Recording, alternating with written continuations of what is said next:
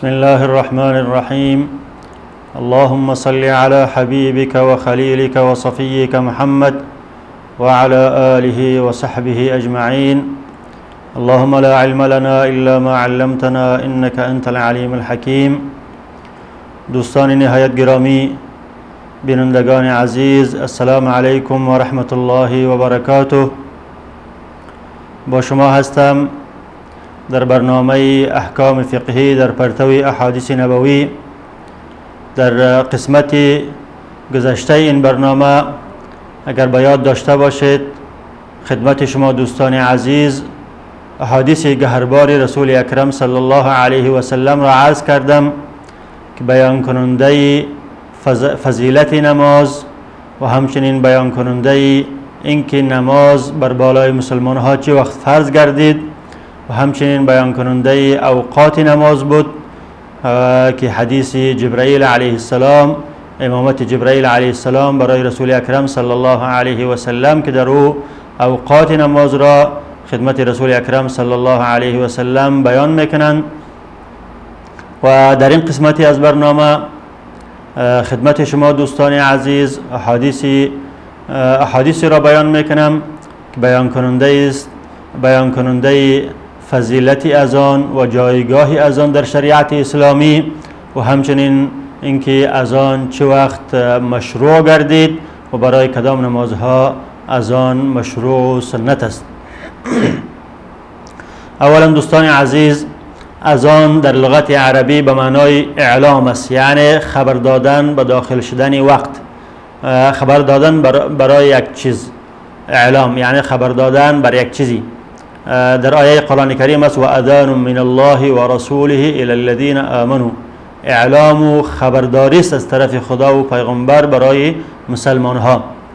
و اما در اصطلاح شرعی از او علما او را چنین تعریف میکنند که الاذان هو الاعلام بوقت الصلاة بالفاظ مخصوصه. اذان گفته می شود خبر دادن به داخل شدن وقت نماز با گفتن یا با استعمال یا با نطق الفاظ مخصوصه که وارد شده که او الفاظ الله اکبر که 4 بار گفته میشه و اشهد ان لا اله الا الله 2 بار و اشهد ان محمد رسول الله 2 بار و حی علی الصلاة هم 2 بار و حی علی الفلاح هم 2 بار و الله اکبر 2 بار و لا اله الا الله 1 بار و در اذان فجر الصلاة خیر من النوم اضافه کرده می شود 2 بار. و اما در مورد مشروعیت اذان که چه وقت این شعیره اسلامی بر بالای مسلمان ها مشروع گردید، اکثر علما، جمهور علما رأیشان است که این شعیره اسلامی بعد از هجرت رسول اکرم صلی الله علیه و سلم به مدینه منوره در سال اولم هجری بر بالای مسلمان ها مشروع گردید. و همچنانه که ما در احادیث بعدا در احادیث خدمت شما عرض میکنم، حدیث عبدالله بن زید و خواب دیدن ایشان و مشوره کردن پیغمبر صلی الله علیه و سلم درباره اذان با صحابه کرام، این همه دلالت به این میکند که قبل از هجرت در عهد مکی اذان نبوده و مسلمان ها وقت نماز را تقدیر میکردن و وقت نماز که فرا میرسیده بدون اذان نماز خود را میخواندن. اما بعد از اینکه به مدینه منوره هجرت کردند و تعداد مسلمان ها زیاد شد و برای خبر دادن آنها با یک وسیله می بود که آنها را خبر میدادند و بنابراین اذان مشروع گردید در مدینه منوره. اگرچه بعضی از علما رأیشان است که در شب اسراء و معراج مشروع گردیده بود و همراه نماز یک جای، لیکن این رأی ضعیف است، همچنانه که احادیث رسول اکرم صلی الله علیه و سلم به این دلالت میکند که اذان در مکه مکرمه نبوده بلکه در مدینه منوره بعد از هجرت مشروع گردیده. ابن حجر رحمت الله علیه در فتح الباری از امام قرطبی رحمت الله علیه نقل میکنه که ایشان فرمودند کلمات اذان با وجود که مختصر و کوتاه است که از 15 کلمه از 15 لفظ تجاوز نمیکنه که دارای 15 کلمه است و اذان فجر دارای 17 کلمه است و با وجود مختصر بودن این الفاظ مشتمل به احکام عقیدوی زیادی است که احکام عقیدوی، احکام توحیدی زیادی را این کلمات مختصر در بر گرفته که اولا میگه شروع میشه اذان با تکبیر الله اکبر و در این تکبیر اثبات وجود الله متعال است که برای مسلمان ها مؤذن ثابت میکنه که الله در این دنیا موجود است، خالق موجود است، رازق موجود است و اونها را به طرف از او میخوانه. و بعد از شروع میکنه به اشهد ان لا اله الا الله که در این هم اثبات توحید و وحدانیت الله است و همچنین نفی شرک است که جز یک الله واحد دیگر هیچ الهی در دنیا موجود نیست که عین کلمه شهادت است که لا اله الا الله محمد رسول الله همون معنا را هم افاده میکنه. و بعد از او اشهد ان محمد رسول الله اثبات رسالت رسول اکرم صلی الله علیه و سلم است. حضرت محمد رسول اکرم صلی الله علیه و سلم رسول و فرستاده الله متعال است. و بعد از او حی علی الصلاه دعوت است به طرف بهترین اعمال که بعد از اینکه انسان خدا را شناخت و به وحدانیت خدا اقرار کرد و به رسالت رسول اکرم صلی الله علیه و سلم اقرار کرد، بهترین عملی که انجام میده او نماز است و در اینجا فراخواندن به طرف بهترین اعمال است. و بعد از او حی علی الفلاح فراخواندن به طرف زندگانی جاویدانی است که او زندگانی آخرت است و در این کلمه اثبات معاد و اثبات آخرت و اثبات روز حشر و اثبات روز رستاخیز است. و بعد از او دوباره کلمات الله اکبر الله اکبر وجود الله متعال را، اثبات وجود الله متعال را و لا اله الا الله و اثبات وحدانیت الله و نفی شرک را دوباره تکرار میکنه. پس الفاظ این اذان مشتمل است بر اینکه ثابت میکنه که الله متعال موجود است و بعد از او وحدانیت الله متعال را ثابت میکنه و بعد از او شرک را از نفی میکنه که غیر از الله متعال دیگر هیچ الهی موجود نیست. بعد از او مردم را دعوت میده به طرف طاعت و عبادت و بعد از او ثابت میکنه روز قیامت و روز رستاخیز را. و مشروعیت اذان یا قصد از مشروعیت اذان چی بوده؟ چرا اذان مشروع گردیده؟ قصدی از او چیست؟ اولا قصد از مشروعیت اذان است که مردم را به داخل شدن وقت نماز خبر بدهند که مؤذن با نطق این کلمات مردم را خبر میده که وقت نماز فرا رسیده. دوم دعوت کردن به طرف جماعت است که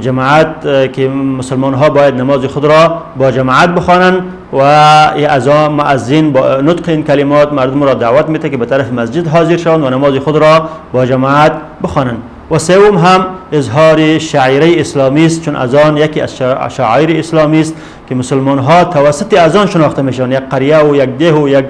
قوم و قبیله توسط اذان و مسجد شناخته میشن که اگر در آنها مسجد موجود بوده باشه، اذانی موجود بوده باشه، دلالت به این میکنه که آنها مسلمان هستند و اگر اذان و مسجد و اقامت جماعتی موجود نباشه دلالت به این میکنه که آنها مسلمان نیستند. پس این شعیره از شعائر اسلام است. درباره فضیلت اذان دوستان عزیز نصوص شریعت زیاد آمده، نصوص قرآنی، نصوص نبوی، حدیث نبوی که رسول اکرم صلی الله علیه و سلم که جایگاه مؤذنین را بیان میکنه که مؤذنین در شریعت اسلامی از چه جایگاهی والایی برخوردار هستند و همچنین جایگاه خودی اذان را بیان میکنه که اذان که یک شعیره اسلامی است چه جایگاهی در شریعت اسلامی داره. از آن جمله الله متعال در سوره فصلت آیت 33 می فرماید و من احسن قولا ممن دعا الى الله و عمل صالحا و قال اننی من المسلمین. چه کسی بهتر و خوبتر است، برتر است از سخن کسی که مردم را به طرف الله میخواند، مردم را به طرف الله صدا میزند و خود میگه که من از جمله مسلمان ها هستم.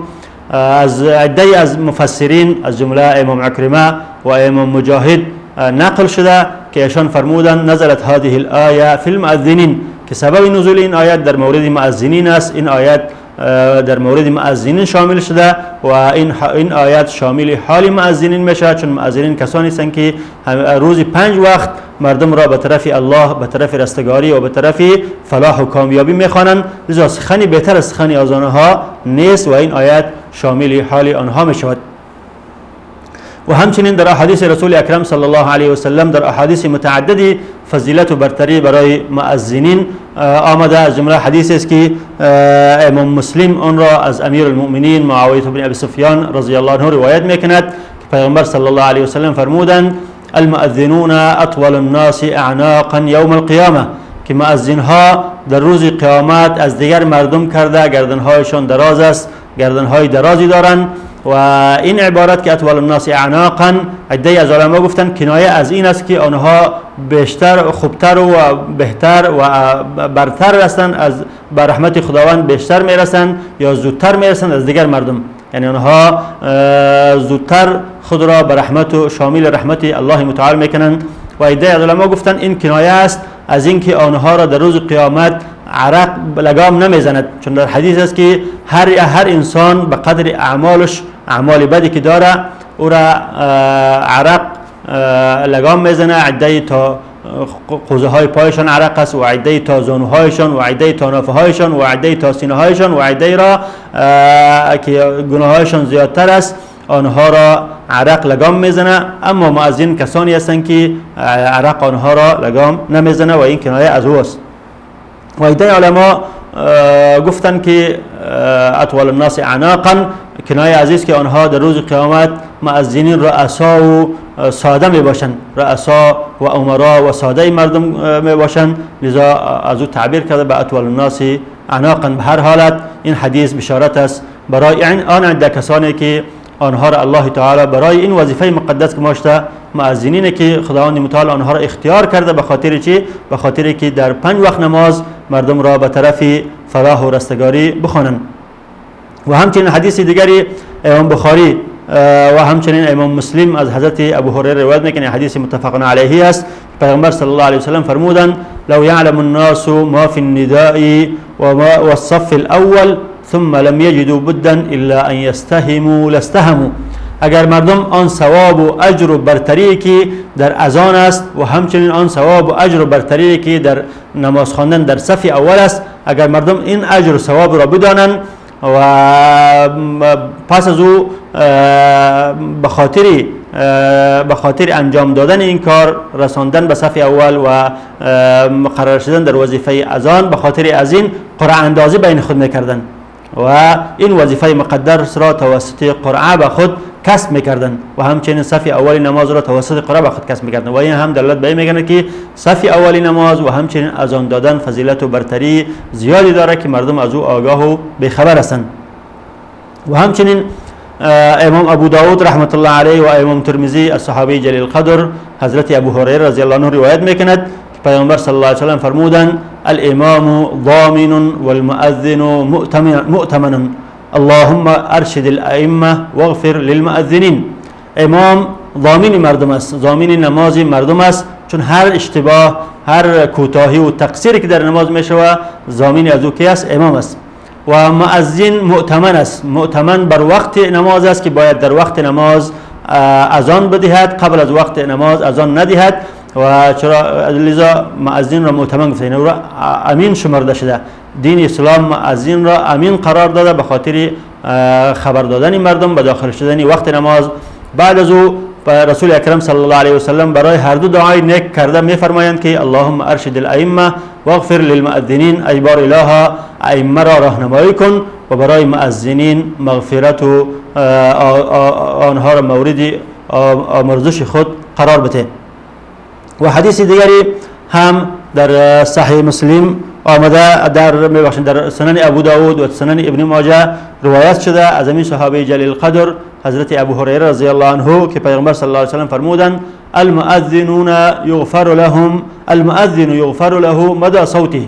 برای مؤذن تا جایی که آوازی از او میرسه تا به آنجا مغفرت و آمرزش گناه میشود، الله متعال گناه از او را می آمرزه و یشهد له کل رطب و یابس، و هر چیزی و هر مخلوق تر و خشک برای از او شهادت و گواهی میدهد در روز قیامت، چه سنگ باشد، چه کوه باشد، چه درخت باشد، چه گیاه باشد، همه این چیزها در روز قیامت برای مؤذنین گواهی میدهند. و شاهد الصلاة یکتب له 25 صلاة، و کسی که بر نماز جماعت حاضر می شود برای از او ثواب 25 نماز نوشته می شود، چون یک نماز خواندن در جماعت برابر است با 25 نماز. و همچنین در بعضی روایت ها هست که برابر با 27 نماز است. و یکفر عنه ما بینهما، و همچنین کسی که در نماز جماعت حاضر می شود با گناهایی که در بین دو نماز جماعت کرده او را خداوند متعال می بخشه. البته این مراد از این گناههای صغیره انسان است. پس برتری مؤذن در است که در روز قیامت هر چیز خشک و تر بر او گواهی میدهد و گواهی خیر میدهد و همچنین تا جایی که آوازی از او میرسد تا به آنجا الله متعال گناه از او را مورد آمرزش و مغفرت قرار میدهد. و همچنین امام بخاری از حضرت ابو سعید خدری روایت میکند که ایشان به شخصی به نام عبدالرحمن بن صعصعه گفتند که انک رجل تحب البادیه والغنم، تو شخصی هستی که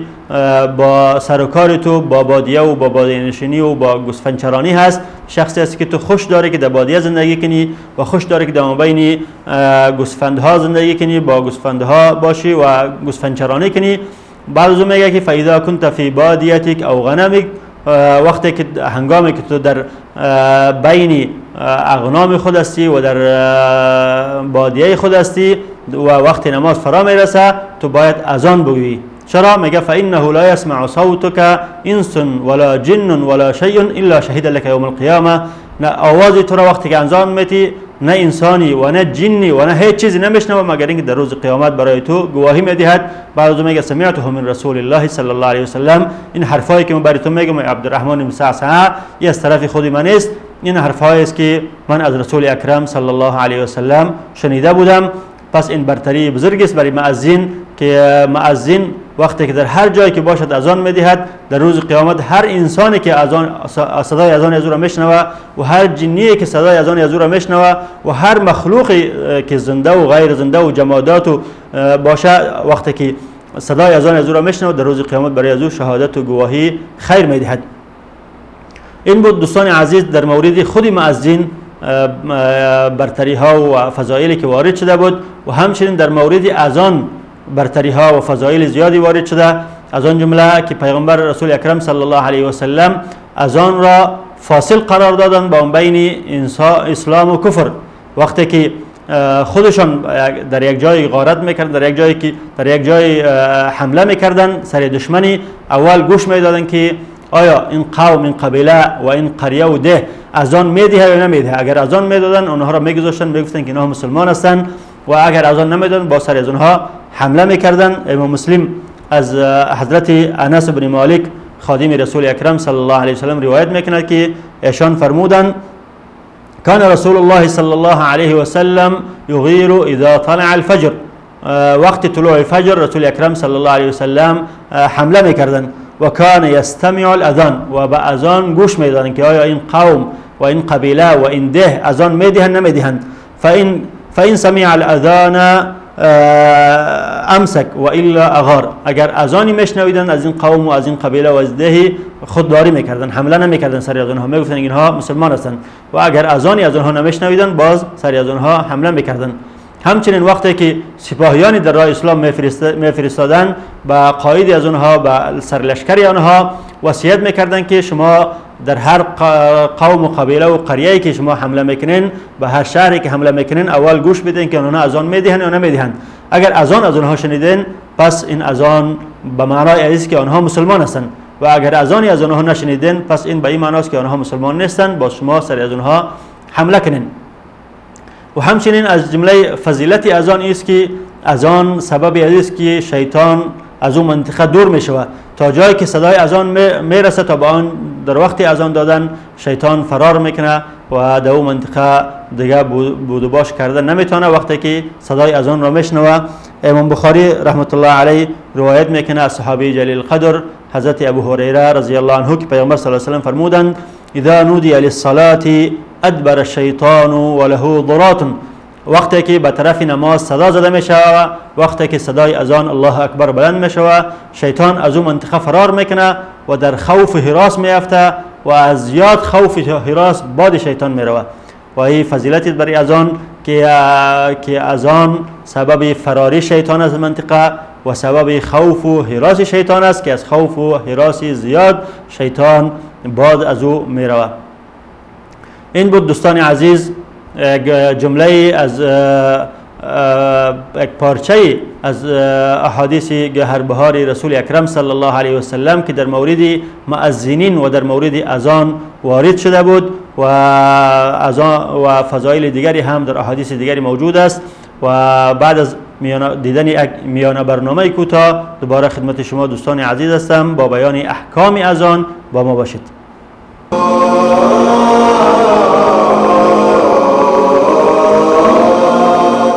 هدي الحبيب يقودني وبنوره تصفو الحياة. سار في درب النبي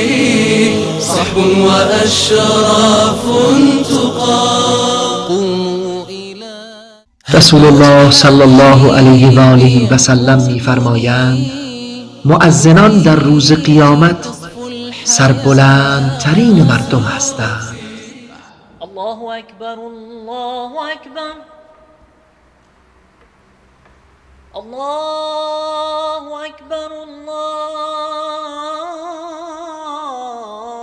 الله اکبر. صحب وأشراف تقام. قوموا إلى الدرب المضيء نسمو ونرقى في علاها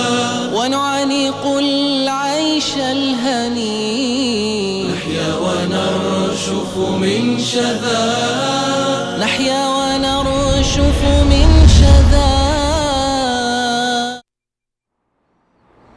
بسم الله الرحمن الرحیم. دوستان عزیز، در قسمت اولی برنامه خدمت شما احادیث گهربار رسول اکرم صلی الله علیه و سلم را که در مورد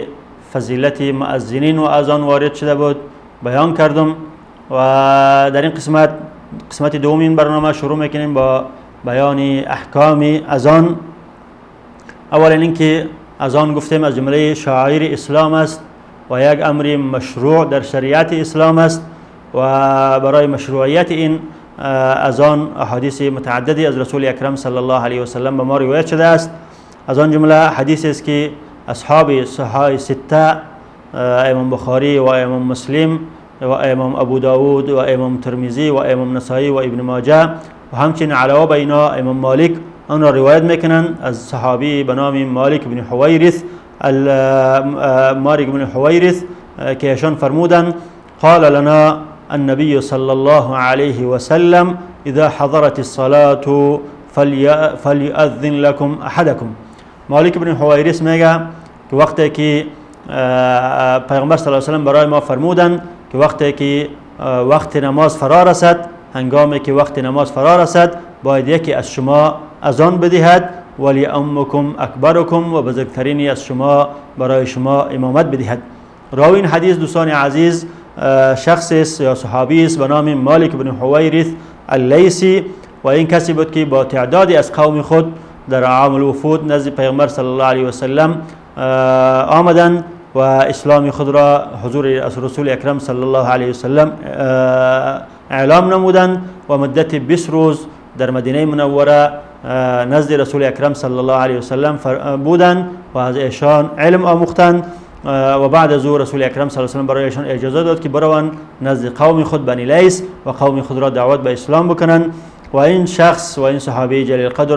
مالک بن حویرث بعد وفات رسول اکرم صلی الله علیه و سلم انتقال میکنه به شهر بصره و در آنجا سکونت گذار میشه و در سال 74 هجری به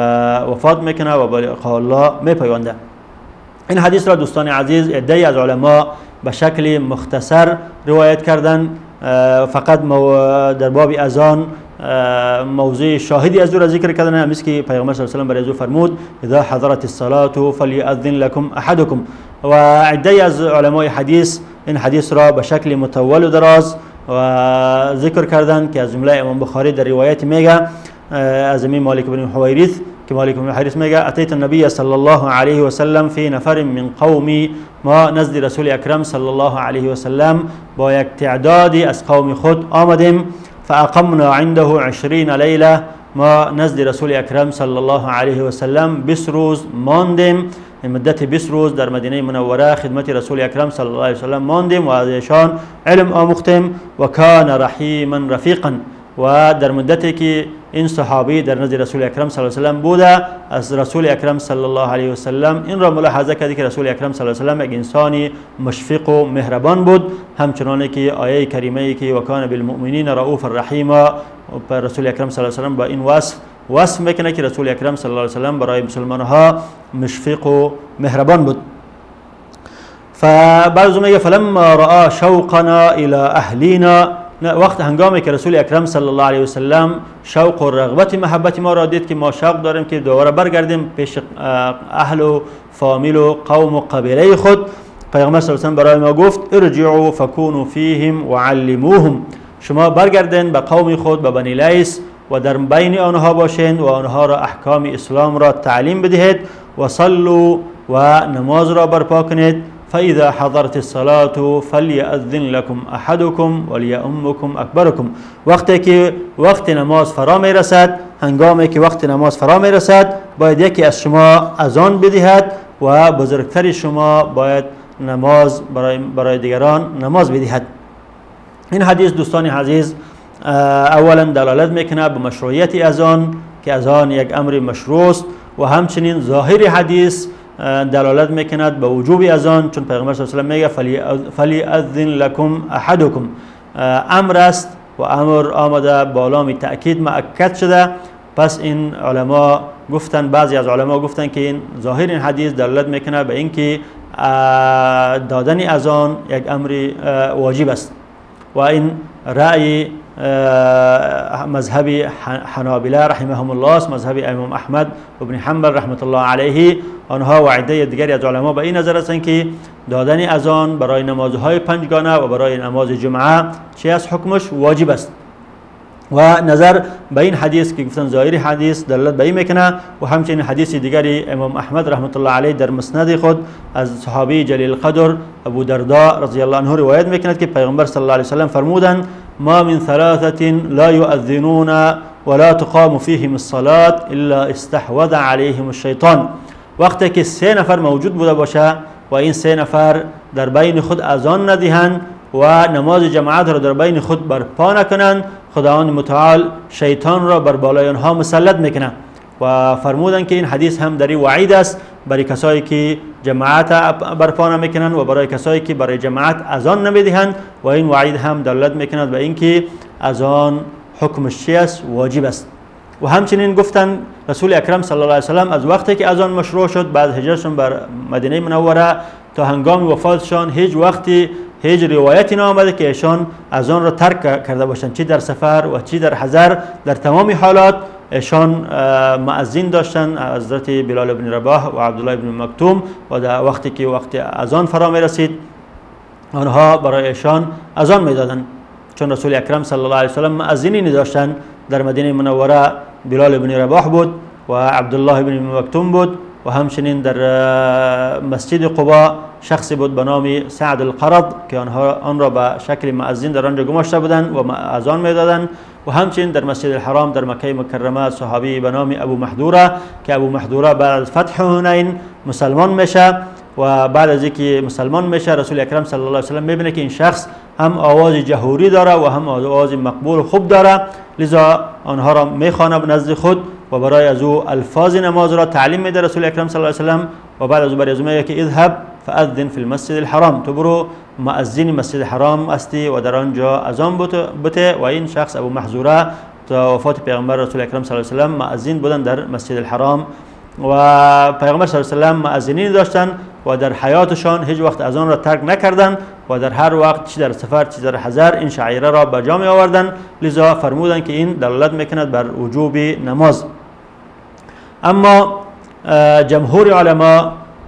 علمای مذهب حنفی و علمای مذهب مالکی و علمای مذهب شافعی نظرشان به این است که اذان واجب نیست و در شک نیست که یک شعیره از شعائر اسلام است اما واجب نیست و حکمش چی است؟ حکمش سنت مؤکده است، سنتی است که پیغمبر صلی الله علیه و آله را ترک نکردند، مؤکده است. و دلیل گرفتن به حدیثی به چند حدیثی دلیل گرفتن. اولا حدیثی که امام بخاری روایت میکنه که حدیثی مشهور است به نام حدیث المسیء الصلات،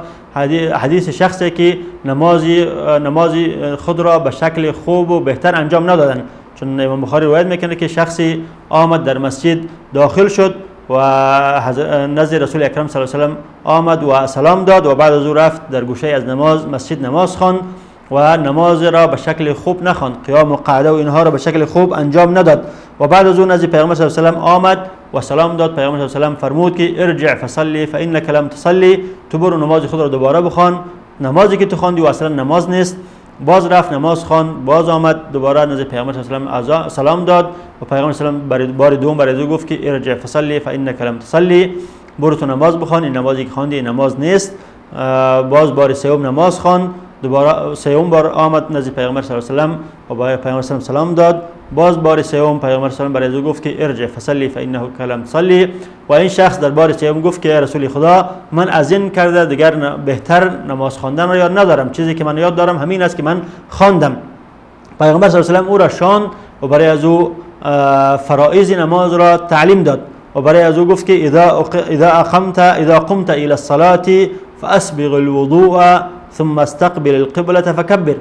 تو وقتی که اراده قیام به نماز میکنی، وقتی میخوای نماز بخونی، اول باید چی بکنی؟ به طور کامل و خوب و بهتر وضو بکنی و بعد از او ثم استقبل القبلة فكبر، رو بر روی قبله استاد شو و تکبیر بگو و بعد از او ارکان نماز را، واجبات نماز را، فرایض نماز را رسول اکرم صلی الله علیه و سلم من حیث معلم برای شخص یک تعلیم میدهد.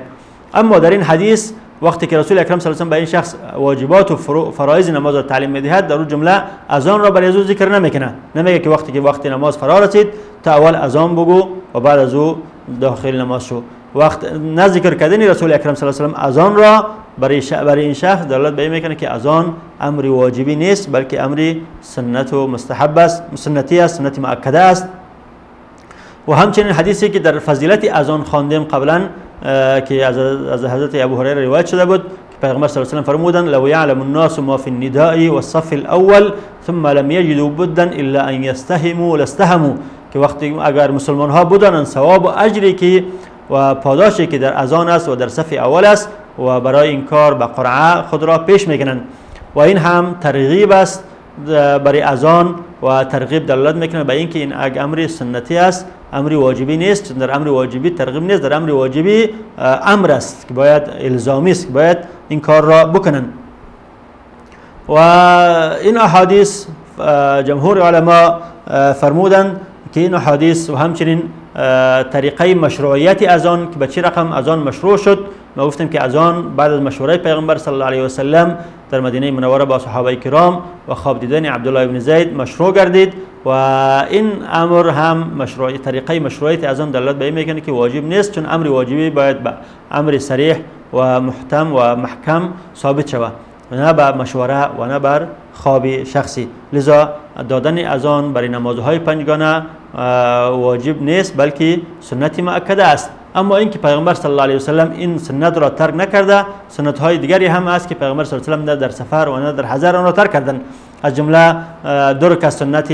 نماز فجر که رسول اکرم صلی الله علیه و سلم هیچگاه نه در سفر و نه در حضر این درک نماز را ترک نکردند. و همچنین نماز ویتر در نزد علمایی که قائل به سنت بودن از او هستند گفتند که نماز ویتر اگر قائل به سنت بودن از او باشیم، او را هم پیغمبر صلی الله علیه و سلم هیچ وقت در حضر و در سفر ترک نکردند و لذا اذان هم از جمله سنت های مؤکده است که رسول اکرم صلی الله علیه و سلم هیچ وقت را نه در سفر ترک کردند و نه در حضر. و همچنین این لفظ حدیث که فلیأذن لکم، حدیث مالک بن حویرث فلیأذن لکم احدکم، کلمه احد دلالت به این میکند که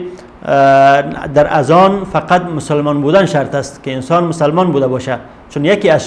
شما مسلمان ها باید اذان بده، اما در او سن شرط نیست که باید انسان کلانسال بوده باشه و همچنین فضیلت شرط نیست که باید انسان فضیلت یعنی شخصی اذان بده که فضیلتش از دیگران که بهتر بوده باشه و همچنین به این شرط نیست که انسان قاری قرآن و اینجا بوده باشه. فقط رسول اکرم صلی الله علیه و سلم کوشش میکردن کسانی را تعیین کنن برای اذان که آواز خوب داشته باشند و آواز جهوری و بلند داشته باشند. اما برای خود اذان شروط آمده